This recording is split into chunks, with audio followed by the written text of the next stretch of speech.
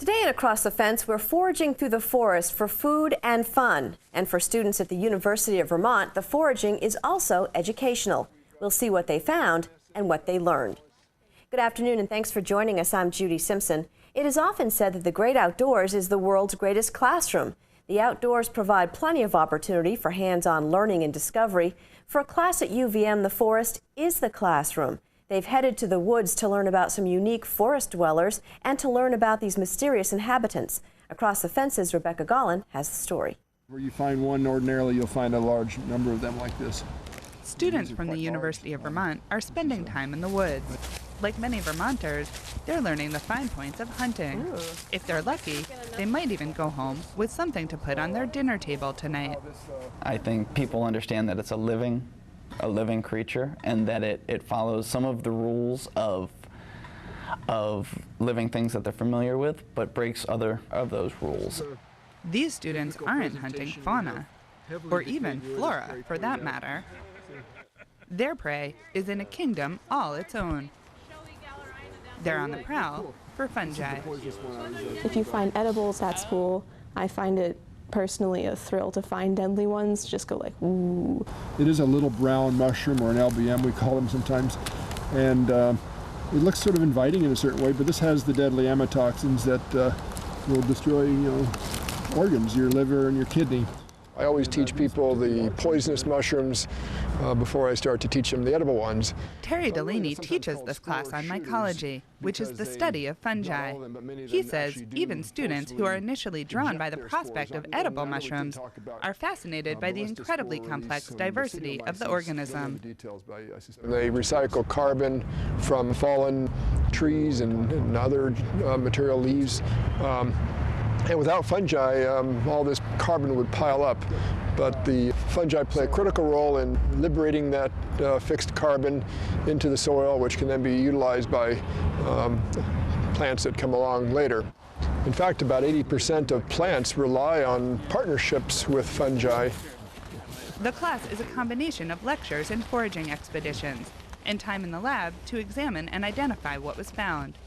Although many students do enjoy finding the edibles, the focus of the class is on biology and the role of various fungi in the ecosystem. They don't photosynthesize, they don't act like plants in a lot of ways, but people think of them as plants. So the mystery of not understanding how they work, I think, plays into their interest in culture.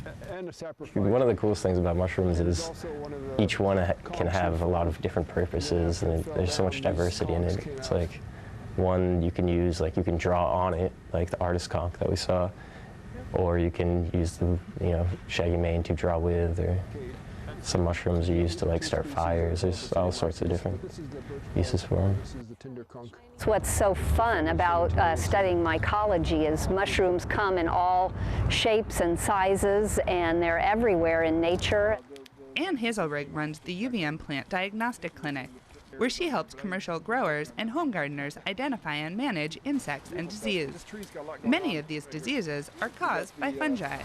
Winter oyster, we've got the luminescent pinellus. I think mushrooms are fascinating. Mycology is fascinating because we encounter them in all parts of our lives. We eat them. They're in our breads. They cause our breads to rise and beer to ferment, and they're used in drugs, helpful drugs, and cause plant diseases. So they're a fascinating organism. Hazelrigg is taking the class to learn more about the disease side of the organism, and also to get more familiar with identifying fungi in general, including the mushroom she found on the way to this interview. What's this one that you have here? Well, I don't know. I just found it. It was growing in mulch, and I have no idea what it is. So I'll take it up to the lab and I'll get a spore print and take a look at the spores and try to go through a key to figure it out. I feel like mushrooms don't always get the respect they deserve. Carrie Oster is a self-professed mushroom nerd who joined a local mycology society when she was in high school. Now that she's a plant biology major at UVM, learning more about how fungi fit into the forest ecosystem will help her understand what's going on. There's a lot of variations on this in terms of size and dimensions. And so you can learn like, oh, this mushroom is growing on this tree, but this kind of mushroom only infects already dead wood, so you know that the mushroom didn't cause the tree to die. Or just when you find a log that's on the ground, and some of the shelf fungi are growing at 90-degree angles to each other. You can kind of tell by the mushrooms when the tree fell over. It's a lot of fun too when you get out in the forest and you start to notice these things. Often you'll sit down and start to look at a mushroom that you just discovered, and after immersing yourself into the environment for a minute or two, you realize there's 2 or 3 others within arm's reach. It's certainly not too hard to find several species of fungi within arm's reach.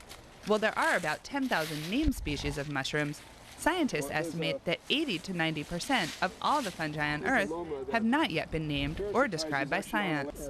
And even locally, no doubt there are some undescribed species, but locally we certainly have many thousands of species of mushrooms that could be found. And I would say that just estimating there are several hundred that are common. This semester I've seen several hundred for sure.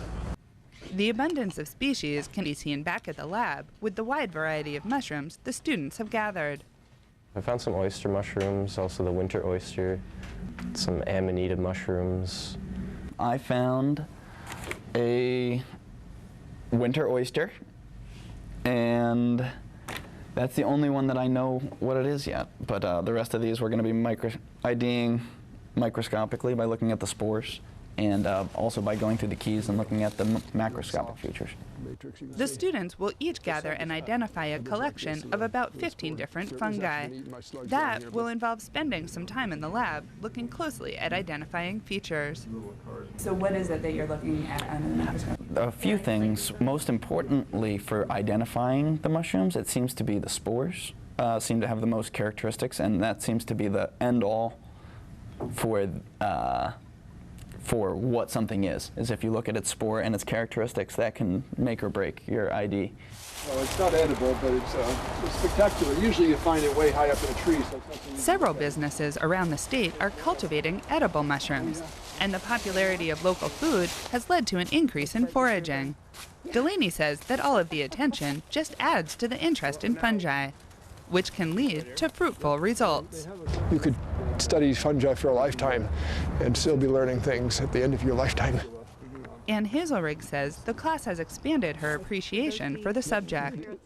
I find that, whether I'm on a run or walking in the woods, I'm always kind of looking down to see what I see, and that's fun. So it's a way to connect with nature, I think. So it will be a lifelong learning thing for me. I saw an off-colored brown in here. Huh. From the woods to the lab, these UVM students are in search of answers. With its many mysteries, the complex world of fungi will be worthy of pursuit for years to come. In Burlington, I'm Rebecca Gollin with Across the Fence.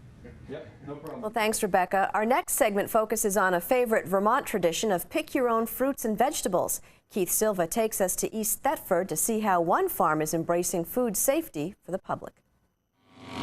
At Cedar Circle Farm in East Thetford, there are placards for fresh lettuce and crisp cucumbers. Garden variety signs, to be sure, with one exception: a notice asking visitors to please wash their hands. It's one of the many ways that this farm is raising awareness about food safety. We realize that the most important thing, whether it's us selling food to someone or you buying food from someone else, is washing your hands. It's the stuff that your mother tells you. Megan Baxter is the production manager at Cedar Circle Farm. A few years ago, she took the initiative to create a food safety manual for farm employees. Food safety measures were sort of ramped up 3 years ago after all the big spinach and peanut butter scares. We were concerned that legislation was going to be passed that would sort of exclude our current policies, and we'd have to play catch up, and we'd rather have been on top of it than scramble to get things done. Baxter's proactive approach to food safety has set a standard for other farms to follow. What's great about what Cedar Circle has done is that they knew that food safety was becoming an increasing concern amongst consumers. Ginger Nickerson is the UVM Extension Good Agricultural Practices Coordinator. She believes that Cedar Circle Farm's commitment to food safety has far-reaching effects both on and off the farm. They've always been paying attention to plant pathogens and tomato blight and things like that. So they did an assessment on their own farm, looking at where the possible places were where contamination could happen on this farm, and then implementing strategies to reduce the risk of any contamination. There's multiple very sort of personal reasons for doing this. One is that we want our produce to last longer. We don't want to throw things away after it's been harvested. So if things are harvested and processed and stored correctly, their shelf life is much longer. So we actually bring a better and cleaner product to market, which people are impressed by. Other farmers say, wow, your carrots are really clean. How did you get them like that? We triple wash just about everything that goes to market, either in our standard or wholesale or farmers market. Hi there, how are you doing today? You're looking to pick some blueberries? Yep, blueberries. Okay, we're asking everybody to wash their hands before they head out, and our hand washing sink is located right over there. Okay. Cedar Circle also gives customers the option of pick your own strawberries and blueberries. U-Pick is a great experience for the public, but it presents a big challenge for the farm's food safety policies. It's the one thing we can't control. That is my other problem with the U-Pick. It was the one hole in our perfect system for keeping food clean before it went to a customer. So that's the real reason that I implemented U-Pick policies, just to be a safety net that covered up that one gap in what we were already doing. In addition to washing their hands before picking, customers are also asked to leave their four-legged friends at home. People think of farms as being public spaces where they can walk their animals at leisure, and we don't unfortunately have really any shaded parking either. So we've been encouraging people on our website to just not bring their dog. Yes, dogs that's the number one thing people get upset about. Hand washing, nobody complains about. I think maybe 30, 40 years ago they would have, but I think we live in a much more germophobic culture than we used to. People are very used to washing their hands. I've never been asked to wash my hands before berry picking before. Janet Cathy is a longtime Cedar Circle Farm customer. When she was asked to wash her hands before berry picking, she was happy to abide by the farm's policies. Anybody could have something on their hands that isn't clean, so it makes sense to have your hands washed. And then I realized that I could be leaving something on the berries for somebody else to get, so I understand about being considerate. For Cathy, picking the berries is only half the fun of visiting the farm. I just love picking berries, and I love eating them while I'm picking them, and I love thinking about all the things I'm going to make with them when I'm done. And it's just a nice thing to do on a beautiful day. U-Pick operations, roadside stands, and weekly farmers markets provide customers with an experience that's no different from any other recreational or tourist activity.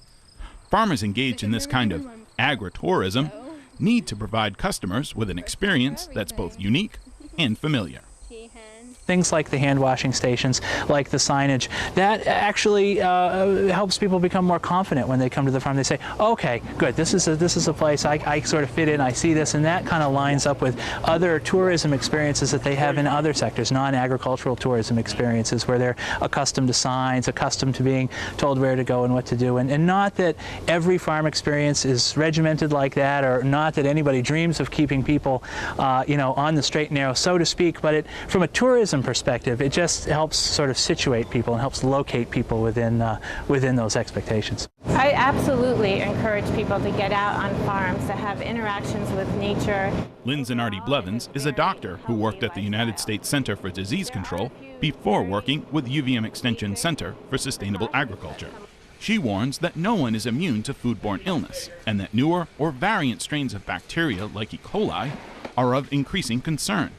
Children and the elderly are at the greatest risk, which means even stricter vigilance must be paid to food that comes directly from the field to the plate. People are definitely eating more fresh and whole foods than ever before, and this is great news because fresh and whole foods are healthier for you than processed foods are.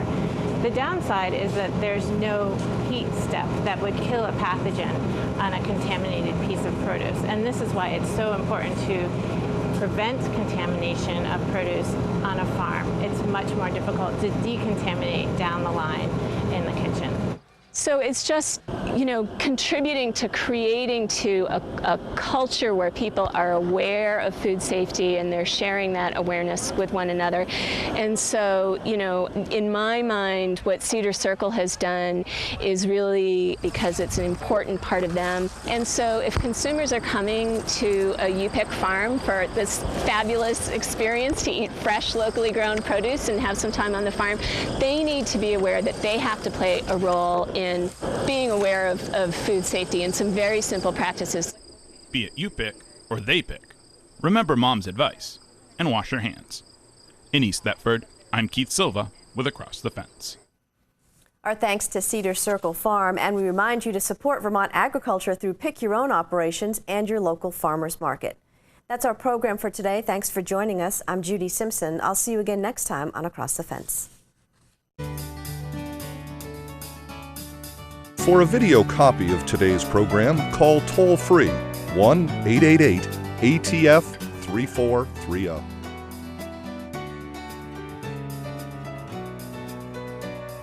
Across the Fence is brought to you as a public service by University of Vermont Extension and WCAX-TV.